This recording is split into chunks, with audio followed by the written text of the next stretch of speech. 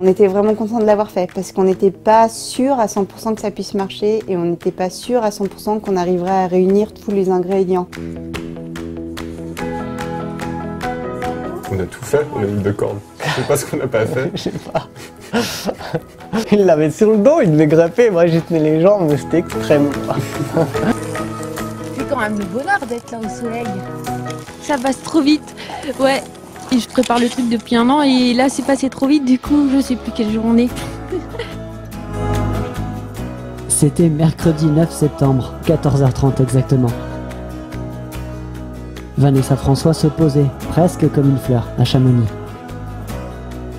Tim Green la ramène après 3 jours et 2 nuits passées en voie, en montagne.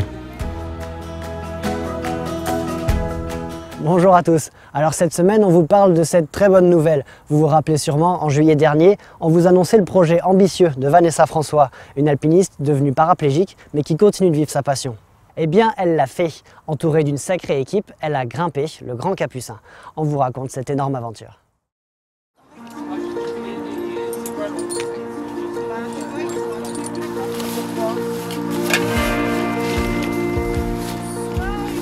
On a vu qu'il y aurait un créneau météo sur une période où Fab, Cédric, moi et Vanessa on était dispo.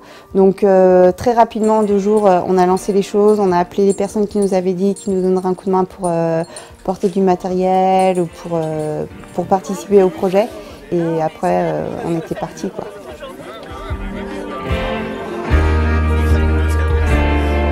Ça c'était le dimanche.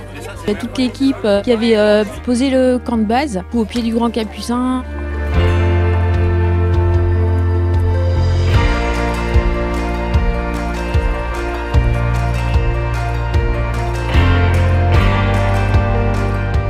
Quand mes amis là ont vu l'état du glacier, on s'est dit que ce serait un peu sketch avec la luge de ski de fond. Donc du coup, c'est Liv qui a eu l'idée du paramoteur. Elle est forte pour avoir des idées comme ça.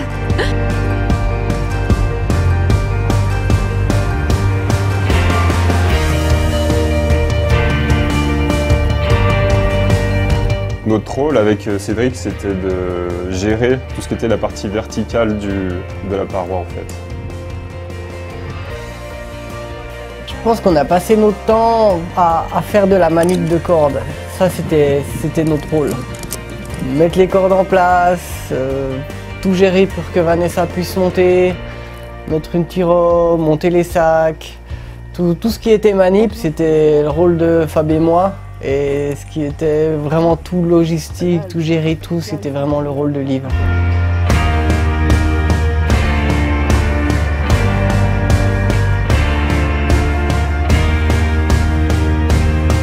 La première journée d'ascension était en fait consacrée à la fameuse tyrolienne pour franchir les premiers 150 mètres de paroi, pas assez verticale pour que Vanessa puisse grimper en file d'araignée.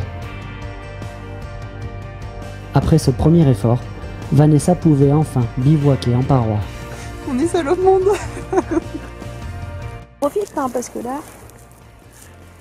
c'est pas souvent que je vais manger un lioffe sur une terrasse pareille.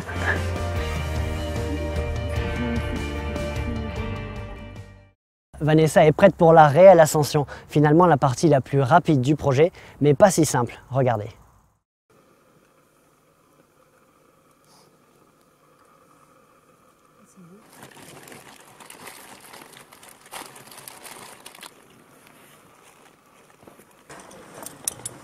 Ouh là là, ça y est, j'ai le crack. Vas-y, c'est quoi cette technique? Il faut juste mettre le bouton sur con, toi tu presses le D'accord. bouton con et tu fais 1, 2, 3, t'as dit. C'est joli, hein. Moi j'avais aucune idée. Gérer une handicapée c'est hyper compliqué et c'est non-stop une surprise. Cédric a dû faire des dérivations humaines, c'est-à-dire qu'il se met contre le rocher et il repousse la corde de Vanessa pour que Vanessa puisse être vraiment dans l'air et pas frotter, qu'il n'y ait pas son corps qui frotte contre le rocher, ce qui empêche complètement sa progression. Moi qui aime bien faire du fumard, je suis servi. Hein. Cédric, il aura fait le record de l'aller-retour du Grand Capucin. En 3 jours.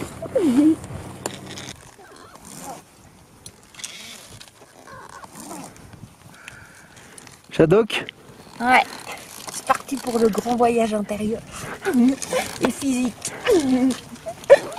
Je retrouve plein de souvenirs là.